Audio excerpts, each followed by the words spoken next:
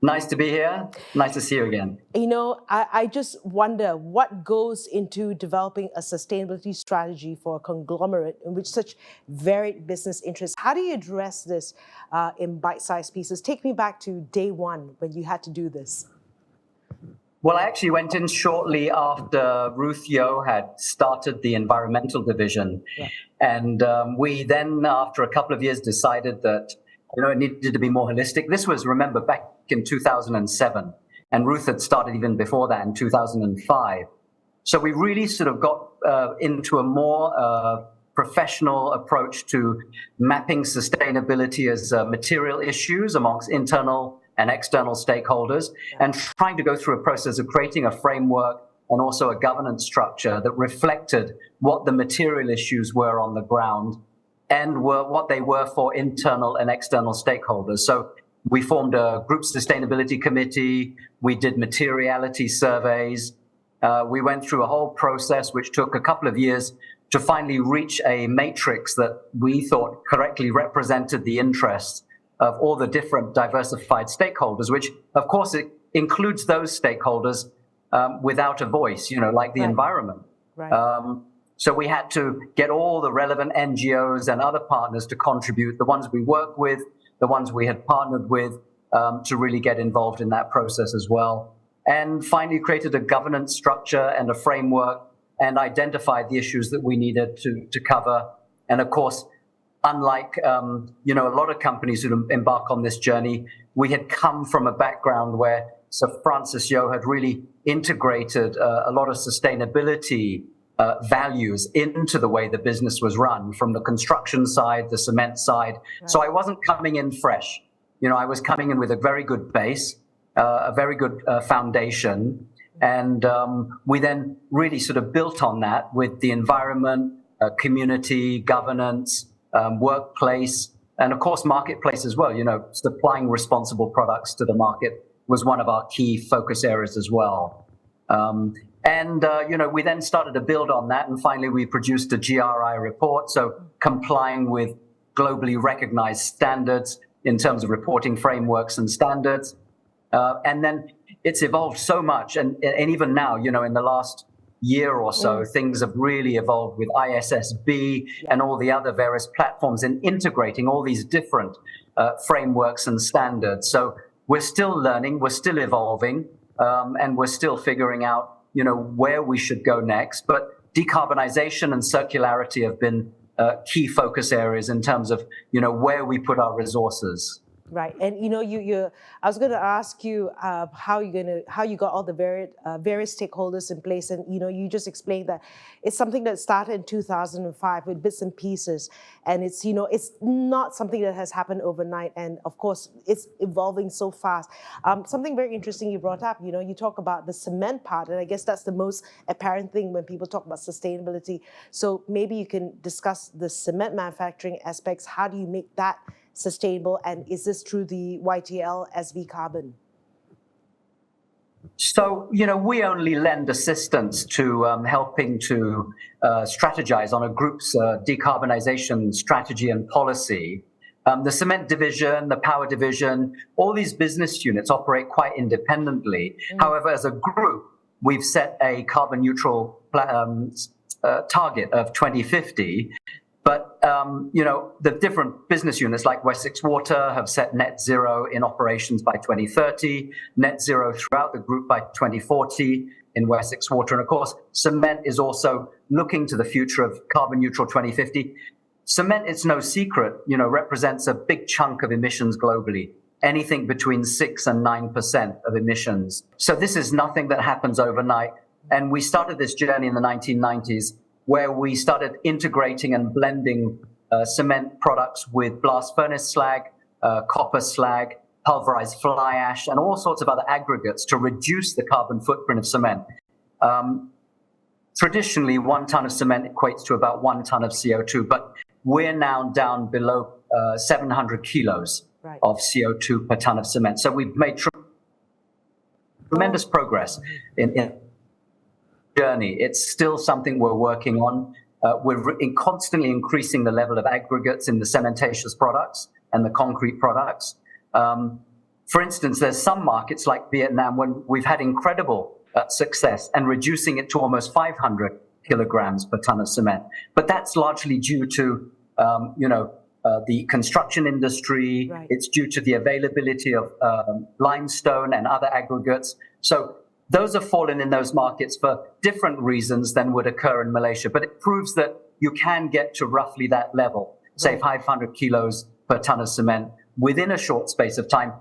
It takes a little bit longer in Malaysia. The construction industry has slightly more stickiness with regards to the product. So we're trying to slowly roll out. As you know, just an orderly transition is necessary in any market when it comes to sustainability. Power, transportation, building materials. You can't do everything quickly. We'd love to move fast, but you've got to recognize that there are certain processes, there are certain performance and functionality issues that slow down your progress a little bit. So we're working towards that. We're using all sorts of technological and other technology solutions available to reduce the carbon footprint. And that may extend to carbon capture. It may be hydrogen. It might be algae. It could be any number of things. So these are all in our suite of tools or in our toolbox, things that were available to us to really exploit and see whether we can work with them in the cement industry. Waste heat recovery is another one of them. Right. And it's so interesting, right? Because even as the group, this is our goal. And even within the group, the different sectors, and even within the cement, depending on which country and the access to raw materials and other factors, it all has to move at a different phase. But there is a goal to aspire to. So that's the cement. What about the property developments, I guess, and in construction? And maybe cement falls into that as well. Yeah, so it really dovetails nicely with the construction sector because, as you know, steel, glass, plastic, and cement are your main materials for building in any type of construction. Of course, you don't have much plastic and glass in a highway or a railway, but you will have it in residential, commercial, and retail buildings. But all those areas, we constantly look at ways to use alternative materials in the construction sector. Of course, the cement industry, and YTL has, say, 70% of the Malaysian cement market. So that's given us a little bit of a leverage in terms of decarbonizing the cement portion. Steel has been slightly slower moving than you, say, have in Europe, where they're starting to use hydrogen and other fuels. Green hydrogen. It's important to stress. You can't just use grey hydrogen. It's got to be green or blue. So there is progress in a lot of countries, glass, steel, plastic. Plastic's probably the most sticky one. The petrochemical industry is very, very, the supply chains are very entrenched, and it's very difficult to move those supply chains to other products when you want to talk about functionality and performance. So I'd say cement gives us the greatest leverage. Then we need to look at steel, glass. But when you look at the emission factors of all those different sectors, PVC or plastics represent the largest emission factor in the construction industry. So that's a hard nail to actually crack. That's a very difficult one the challenges are immense. And as I say, the petrochemical industry, the naphtha cracking, the downstream plastics products industry like PVC, extremely difficult to change into different types of products which perform and function in the same way. What about your hotels and resorts? How are you turning things around there? Well, city center hotels, we focus on the construction materials, we focus on energy efficiency. There's not a lot of footprint for renewable energy, as you may have gathered. There is room for things like waste heat recovery, solar water heating. So it's more the resorts where we have the flexibility to implement these changes, like Gaia Island Resort. We've eliminated virtually all the hot water boilers by harnessing the heat from the air conditioning systems. In Phang Laut, we're looking at various different measures. We have our own reverse osmosis facilities in a lot of the hotels, which are remotely placed. So we're not tapping into groundwater or other sources, but using seawater and using desalination processes to get our water. So there are a lot of different, of course, energy efficiency is a key one. HVAC represents 80 or 70% of energy use in a hotel or a building, a commercial, residential, or retail building. So air conditioning is a key one. Finding ways to reduce and create more efficient air conditioning systems, smart sensor technology, of course, newer systems. You, of course, don't want to keep replacing things because, again, that increases your embodied carbon footprint. So you have to be careful with just saying, I'm going to replace my ICE car, your internal combustion engine car, with an electric car. What happens to your existing equipment? What happens to that existing vehicle? We can't just throw the baby out with the bathwater. We have to consider there is an end-of-life consideration, embodied carbon or embedded carbon in all these equipment or appliances. So, switching again, it's just an orderly. I keep stressing this as a key part of making transition. Right. Okay. And so with the Gaia Resort, you have more control in terms of the heating and all that with hot water. What about the utilities and power generation aspect of the business, right? Are you then looking at renewable energy sources? Is that the step moving forward? You're right, Frida. That's been a huge part of the group's transition. And, we're building this data center and solar farm in Johor, where it's a 500 megawatt solar farm with an attached data center, with an industrial park, over nearly 2,000 acres of land. So this is going to be a huge part of our transition from, what we have been traditionally as combined cycle gas turbines. So in Malaysia, we haven't got any more power plants left, but this is, trying to find a new pathway into a sector that is maybe a necessary sector for, how we digitalize the banking industry, online shopping, all these areas. Data centers are a necessary part of economic development now. We all know that. But building them greener and operating them greener is obviously going to be a far more important factor than it was, say, 5-10 years ago. Singapore, as you know, has created policies on data centers. So naturally, people are moving across the border, and that positions YTL quite well to be in Johor, building that at such a large scale. We have a small stake in a power plant in Indonesia that will end its license in 2030. So we do not intend to carry on with that. Our plant in Tanjung Jati, we've already shelved that. That's been mothballed. We're not going ahead with that in Indonesia. In Singapore, we're the second largest power producer, and we have a significant footprint, as you can imagine, with combined cycle gas running most of the power plant energy. We have a little bit of solar, and we're expanding that. We're multiplying it by about 5 times in the next couple of years.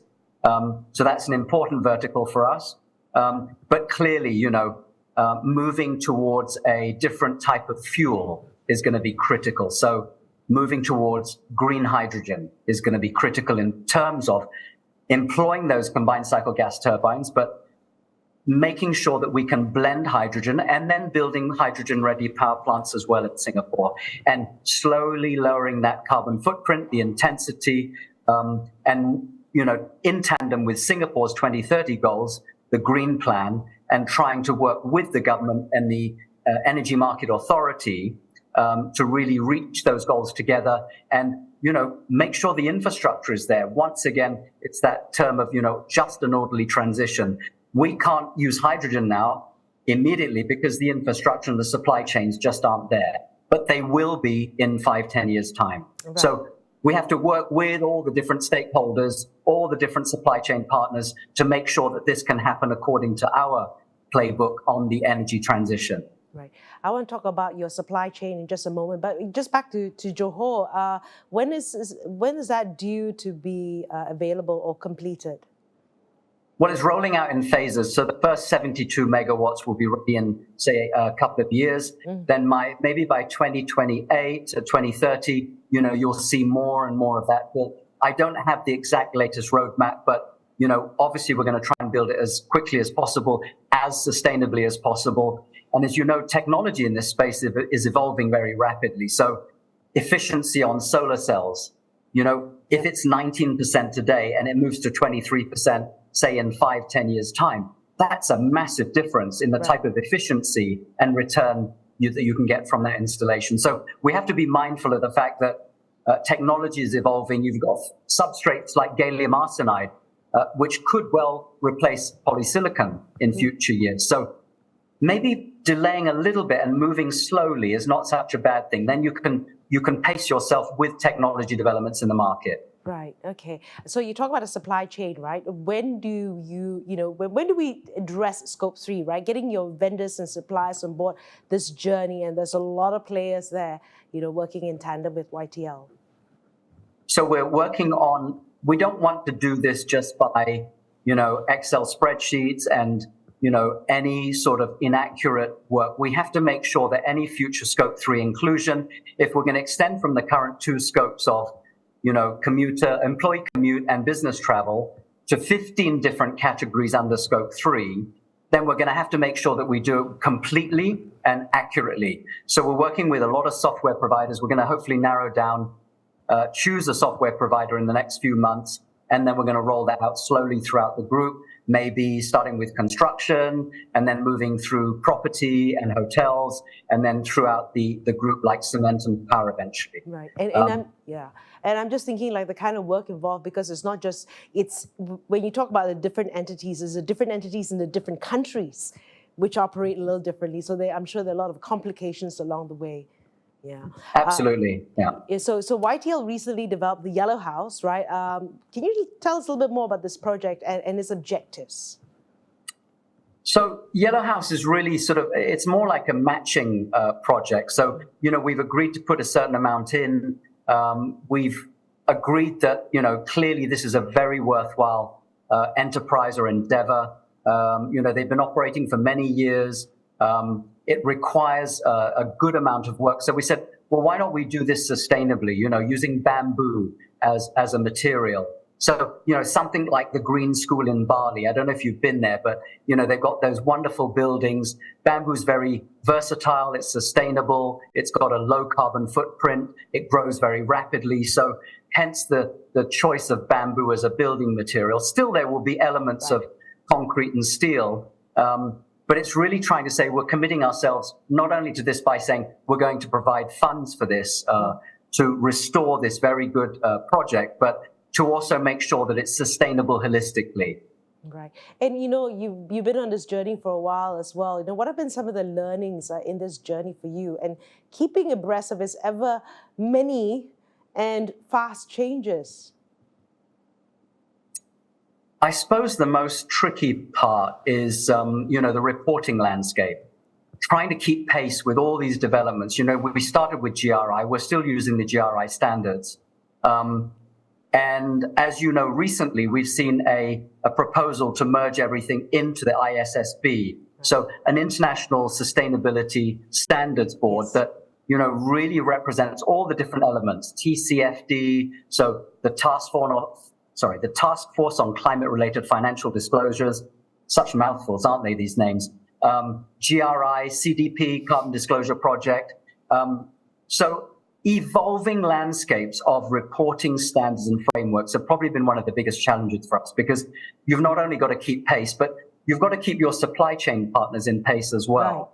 Right. And, some of them are very small. Say in one of our power plants, we may have more than 500 suppliers. Right. Imagine the hotel industry. You may have thousands of suppliers. Some of them are just mom and pop type industries. It might be a little fisherman. It might be a handicraft, supplying, toiletry items to the rooms or other items. So we've got to be mindful that, there's very serious challenges about getting these people all transitioning at the same speed that we are. So I'd say that that's probably one of the biggest problems is pulling them along with us on this journey. Right. That is a significant challenge. Right. As we talk about a just transition. Yes, exactly. Right. Anything else you'd like to add, Ralph? No, I just like to say that, I think we have to look at all the different mechanisms available to decarbonize and for circularity. There's carbon credits, there's RECs or renewable energy certificates, there's plastic credits, the biodiversity credits. There are a lot of issues with these type of mechanisms, but have faith, have patience. I think we'll get it right in the end. Sustainable finance products are a key way to reach our targets, but these other mechanisms are equally important and have an equally important role. So I'm not speaking my own story or talking shop here in terms of promoting, carbon credits or RECs, but, there's been a lot of negativity around these markets, and I think we have to face the fact that they are relatively new.